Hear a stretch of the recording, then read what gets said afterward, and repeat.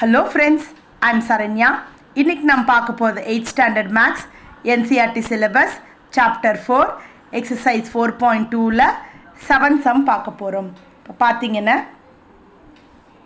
இங்க பாருங்க, Babita bought rupees 160 mangoes at rupees 48 per kg.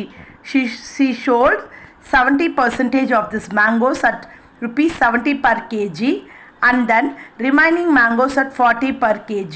Find Babita gain or loss percentage in the whole dealing. As usual அதே process தான். First பார்க்க போகிறோம். என்ன பார்க்கலாம்? Cost price of the mangoes எவ்வளோ? 160. எவ்வளோ பர் கேஜிக்கு? 48. So 160 into 48. ஃபஸ்ட்டு 16 இன்ட்டு 48 போட்டிங்கன்னா 768.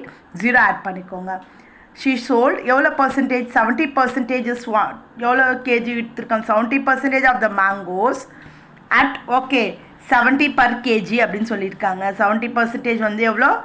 70% பர் கேஜின்னு சொல்லியிருக்காங்க. அதை நான் எப்படி எழுதியிருக்கேன்னா, she sold 70% of total KGs எவ்வளோ வாங்கினது? 160 கேஜியில் அதை எப்படி சோல்வ் பண்ணியிருக்காங்க? 70 பர் கேஜின்னு சோல்வ் பண்ணியிருக்காங்க.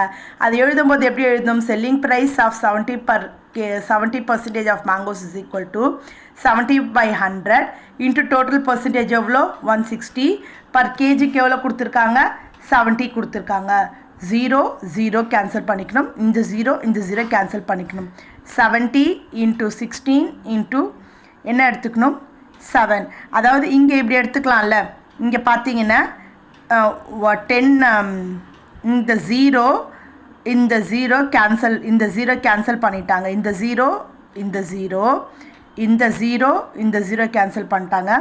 பேலன்ஸ் 7 இருக்குது. 70 இன்ட்டு 16 இன்ட்டு 7 பண்ணிங்கன்னா 7480 வருது. இப்போ பார்த்தீங்கன்னா she sold remaining mangoes at rupees 40 kg. மீதி இருக்க மேங்கோஸ் எவ்வளோ விற்றுருக்காங்க? 40 kgன்னு விற்றுருக்காங்க. So selling price of remaining mangoes கண்டுபிடிக்கணும். அதே கான்செப்ட் தான். 30% ஆஃப் 160 kg இன்ட்டு 40. டோட்டல் வந்து 160 வாங்கினது, அதில் 40 kg பர் ருபீஸ் அப்படின்னு சொல்லியிருக்காங்க. 30/100 இன்ட்டு 160 இன்ட்டு 40. 0000. 3 இன்ட்டு 16 இன்ட்டு 40 போட போகிறோம். போட்டால் நம்மளுக்கு என்ன வருது? 1920 வருது. இப்போ டோட்டல் செல்லிங் ப்ரைஸ் எவ்வளோ? ஆல்ரெடி கண்டுபிடிச்சது 7840. இப்போ கண்டுபிடிச்சது 1920. டோட்டலாக ஆட் பண்ணால் 9760. அப்போ எது அதிகம்? செல்லிங் ப்ரைஸ் தான் அதிகம். ஓகேவா? செல்லிங் ப்ரைஸ் அதிகம் அப்படின்னா நம்மளுக்கு கண்டிப்பாக என்ன தான் வரும்? ப்ராஃபிட்.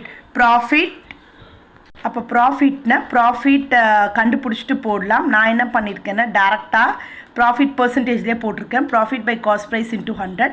ப்ராஃபிட்டே நான் கண்டுபிடிக்கல, அதனால நான் இங்கே டேட்டா கண்டுபிடிச்சிட்டு போடுறேன். ப்ராஃபிட் பார்த்தீங்கன்னா நம்மளுக்கு வேல்யூ என்ன? ப்ராஃபிட்டோட ஃபார்முலா என்ன? Selling price minus cost price. Selling price 9760. Cost price முதலே பார்த்தோம் 7680 by cost price 7680 into 10%. Actually தனியாக கண்டுபிடிச்சிட்டு போடலாம். நான் இந்த சம்மில் டுகெதராக போட்டிருக்கேன். பட் நீங்கள் தனியாக போட்டிங்கன்னா பெட்டர். ஸோ சப்ராக்ட் பண்ணால் 2080 பை 7680 இன்ட்டு 100%. இப்போ நம்ம இதை சால்வ் பண்ண போகிறோம். 0 ஓகே. இப்போ இது ரெண்டுத்தையும் மல்டிப்ளை பண்ணிட்டு இதோட டிவைட் பண்ணணும். டிவைட் பண்ணாமல் என்ன வருது? 27.08% வருது. இதை நீங்கள் ரஃப் காலமாக டிவைட் பண்ணிவிட்டு ஆன்சர் செக் பண்ணிக்கோங்க. கிளியரா? தேங்க்யூ.